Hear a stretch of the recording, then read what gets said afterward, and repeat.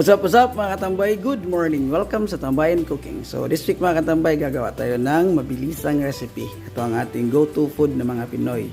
At bago tayo mag-start, wala pa kayo nakasupport sa itong channel, please click the subscribe button and notification bell for updated new videos na to. Pati na rin sa ating Facebook page mga katambay. So gagawa tayo ng paksiw gamit ng bangos. So ito ang bangos, malinis na to, linisan na to. At saka mataba itong bangus. Almost 3 kilos yata to, 2.5 ganun. So itong bangus, ampalaya, talong, magic sarap gamit tayo, siling haba, bawang, kamatis, suka gamit din tayo ng tubig, saka asin at konting black pepper. So yun lang mga katambay, let's start. Good morning. So ito mga katambay, i-arrange muna natin yung ating bangus. Sabay na ito lahat.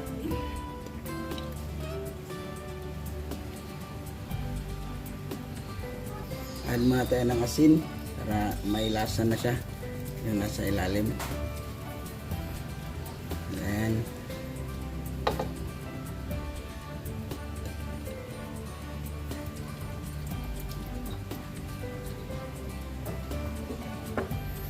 asin,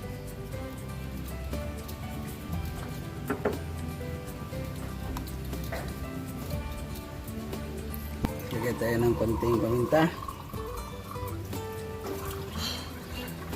And add natin yung ating mga veggies. Yung bawang,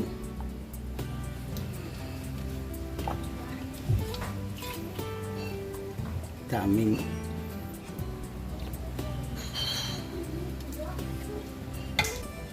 ito, importante ito, mas maraming kamatis, mas masarap.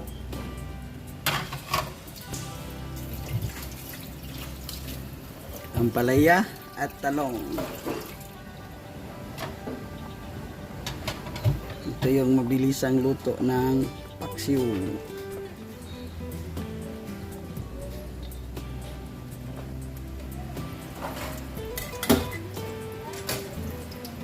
Saka suka.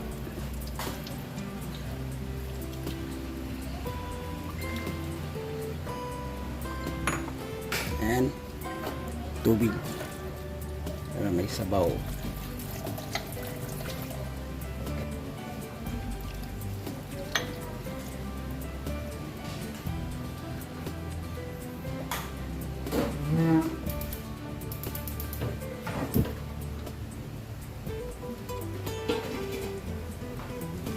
Yan. On natin at pabayaan lang natin yan. Napakadali lang. Takpan na yan. Ayos.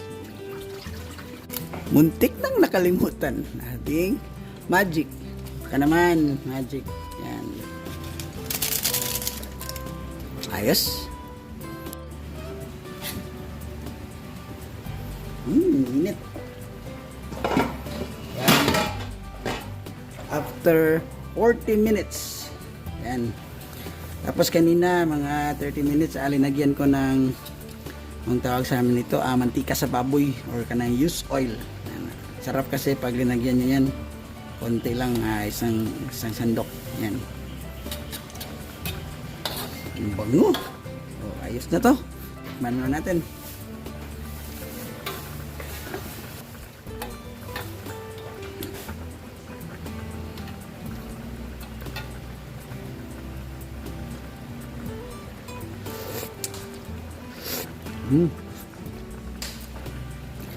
Sarap. Thank you Lord.